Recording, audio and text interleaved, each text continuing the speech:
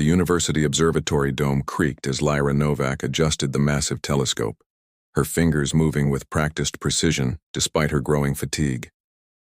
For the third night this week, she had volunteered for the midnight observation shift, partly for her dissertation research and partly because she couldn't sleep anyway.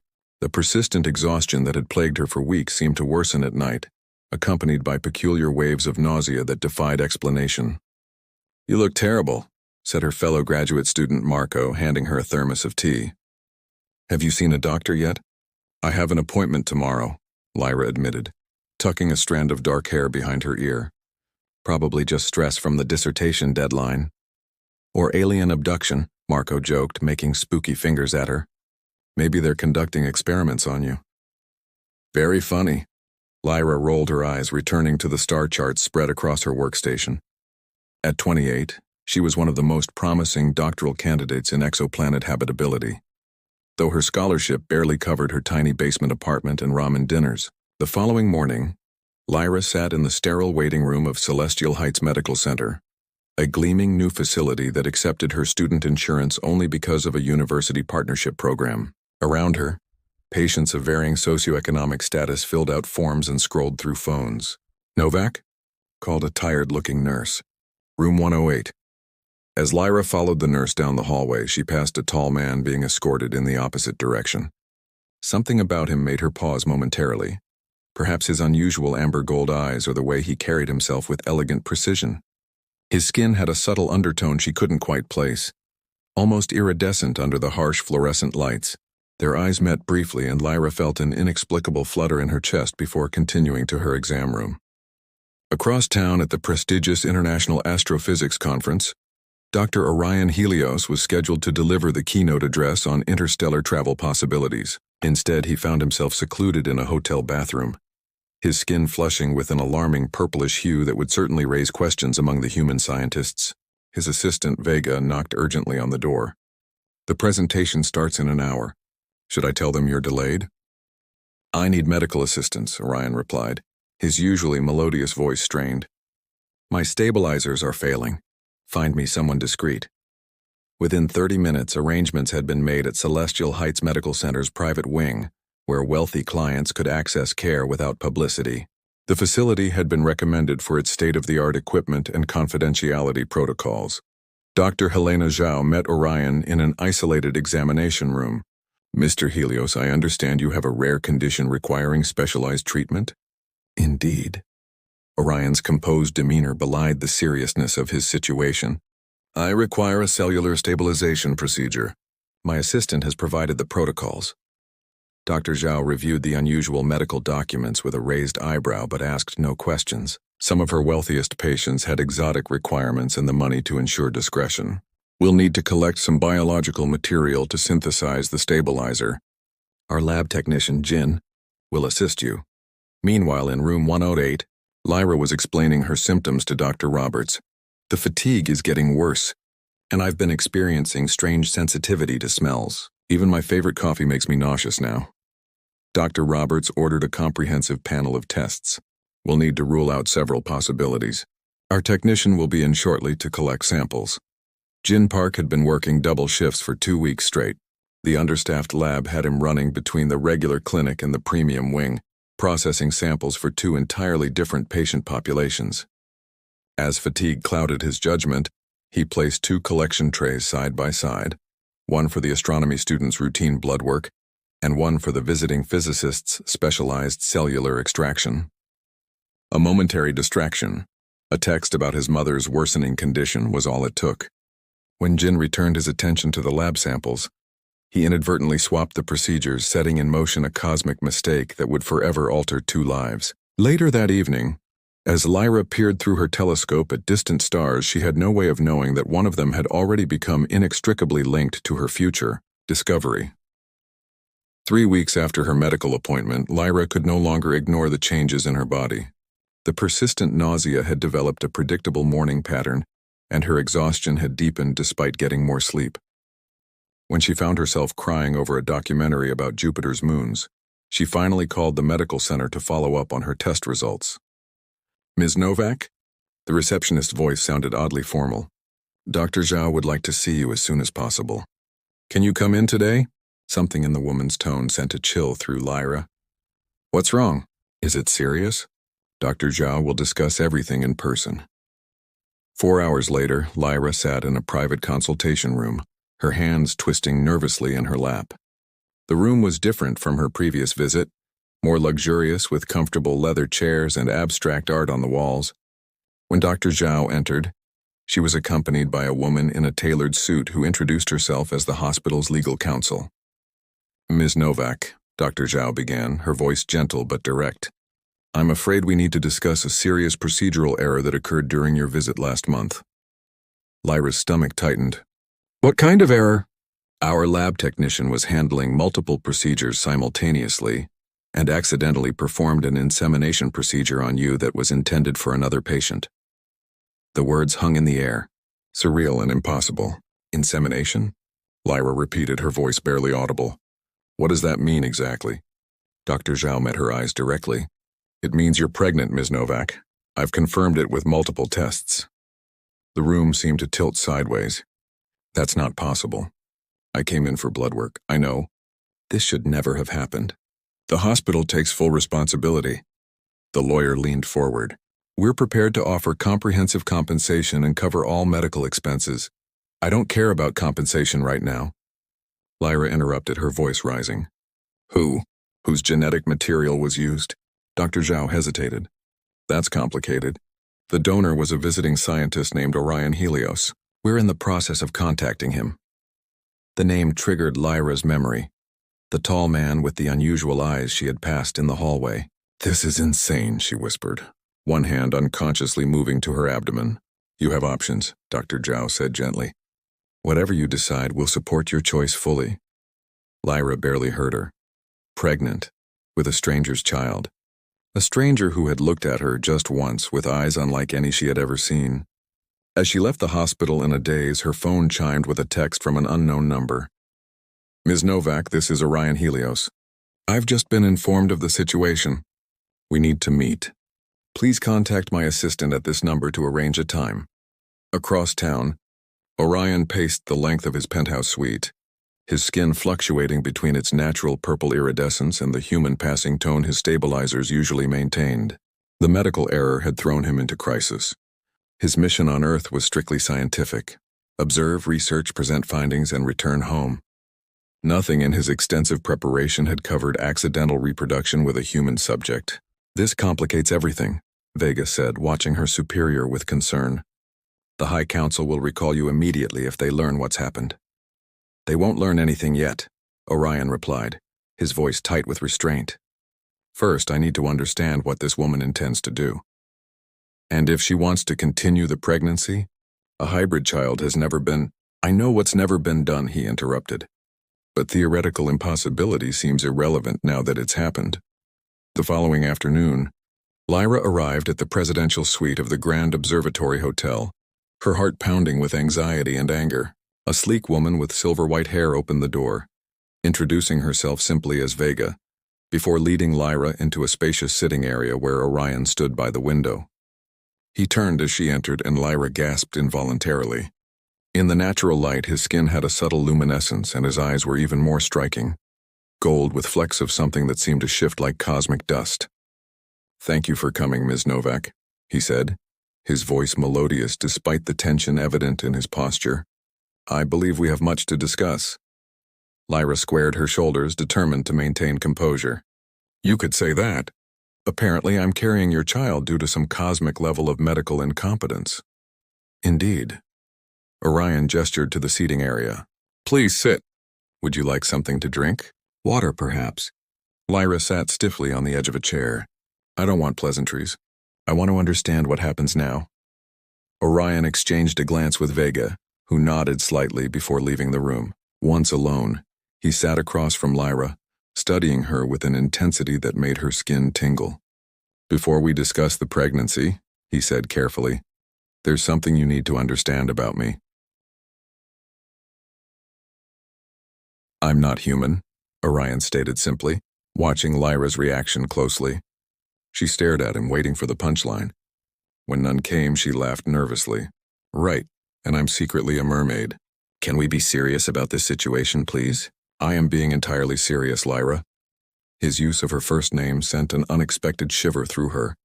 I am from a system you might recognize as HD 189733, approximately 63 light-years from Earth. My people have been observing humanity for centuries, but direct contact has been limited to scientific missions like mine. As he spoke, Orion allowed his skin to gradually shift, the human passing tone fading to reveal a subtle purple iridescence that seemed to pulse slightly under the sunlight, streaming through the windows. Lyra stood abruptly, knocking over her water glass. This is insane. You're saying you're an alien? And I'm supposed to believe that? I understand your skepticism, Orion replied calmly. But given our current predicament, I believe honesty is essential. The procedure that resulted in your pregnancy was meant to stabilize my cellular structure while on Earth. Instead, it created something unprecedented, a potential hybrid child. A hybrid? Lyra sank back into her chair, her scientific mind racing to process the implications. That's biologically impossible. Different species can't reproduce. Our species are more compatible than you might expect.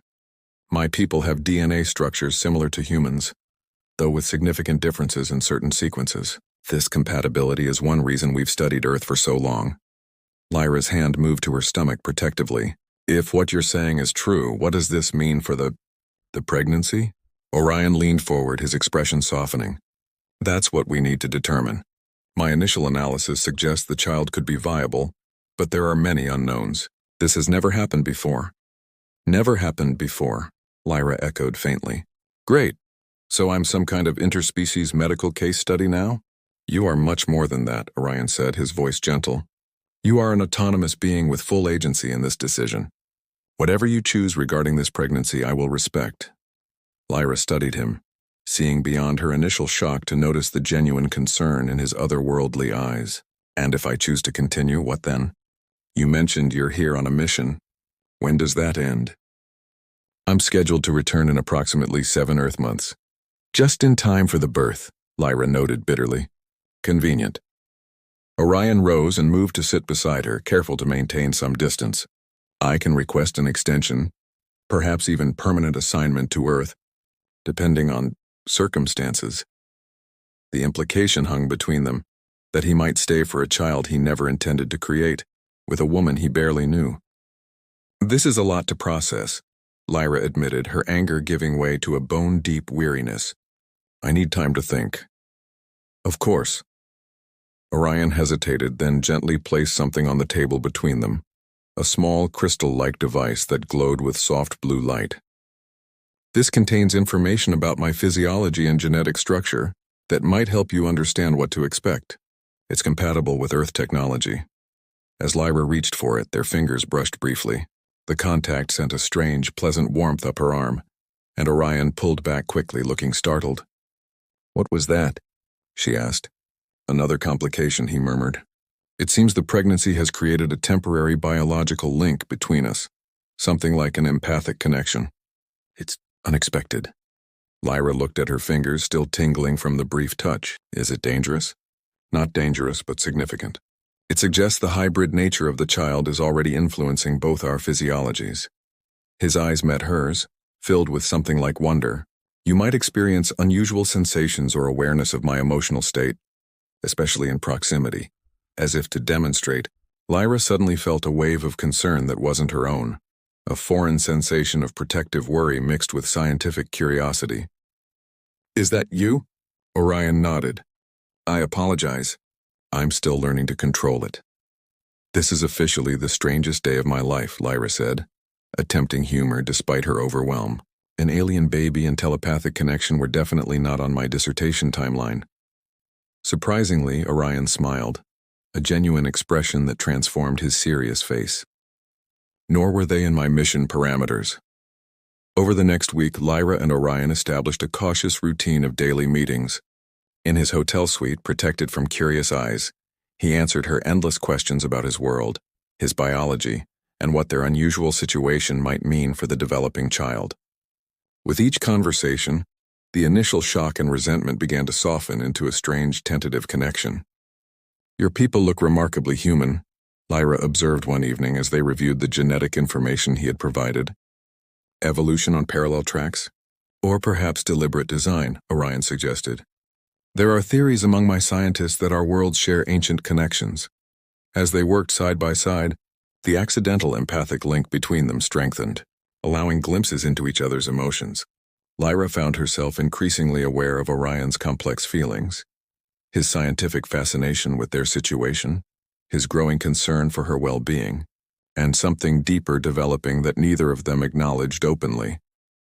As autumn painted the university campus in hues of gold and crimson, Lyra's pregnancy progressed with subtle yet unmistakable differences from typical human gestation. At 12 weeks, the morning sickness had subsided, replaced by unusual bursts of energy that seemed to coincide with the phases of the moon. More remarkably, Lyra occasionally woke to find her skin faintly luminescent in the darkness, a temporary effect Orion attributed to hormonal changes stimulated by the developing hybrid child. "It's beautiful," he observed one evening, as they sat in her small apartment, the glow from her forearms casting soft patterns on the wall. "On my world, this luminescence is common during significant life transitions." Lyra flexed her fingers, watching the light shift with her movements. "It feels strange but not uncomfortable, almost like I'm becoming something new." "You are," Orion said softly. "We both are."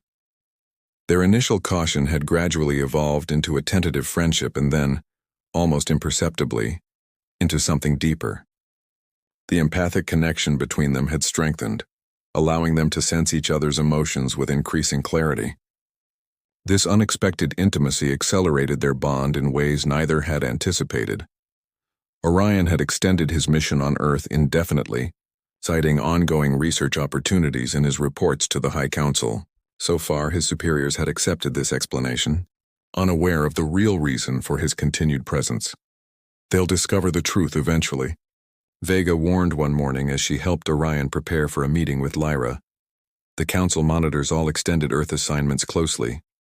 "I'm aware," Orion replied, his voice revealing the tension he typically kept hidden. "But I cannot leave now, not with the child developing and Lyra experiencing these physiological changes." "You've grown attached to her," Vega observed, her tone neutral but her eyes concerned. "Beyond the biological connection." Orion did not deny it. "Is that so surprising? She's brilliant, resilient, and facing an impossible situation with remarkable courage." Meanwhile, Lyra's academic life had grown complicated. Her dissertation advisor had noticed her decreased hours at the observatory and the subtle changes in her appearance. "Is everything all right?" Professor Chen asked after a particularly disjointed presentation on exoplanet atmospheres. "Your work has been distracted lately." Lyra had prepared a partial truth. "I've had some unexpected health challenges," she explained. "And I'm pregnant." The older woman's expression softened with concern. "Congratulations, though the timing must be challenging with your dissertation deadline approaching. Do you have support?" "Yes," Lyra answered, thinking of Orion. "More than I expected." That evening, as rain drummed against the windows of Orion's new apartment, he had moved from the hotel to be closer to Lyra. They faced the reality of their situation over dinner. "The Council has requested my quarterly report," Orion said, placing his fork beside his plate. "I can delay no longer without raising suspicions." Lyra felt his apprehension through their connection, concern for her, for the child, and for his own position. "What will you tell them?" "I've been considering this carefully," he replied. "There are 3 options. First, I could reveal everything and accept whatever consequences follow. Second, I could fabricate a research justification for remaining on Earth without mentioning the pregnancy. Or third," he hesitated, his eyes meeting hers, "I could request permanent Earth assignment and reveal my reason for doing so." The third option hung between them, weighted with implications neither had spoken aloud. "What would that mean for you?" Lyra asked quietly. "Permanent assignment?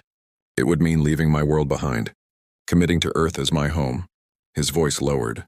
"Committing to you and our child if that's what you want." The moment stretched between them, charged with possibility. Lyra reached across the table, her fingers brushing his.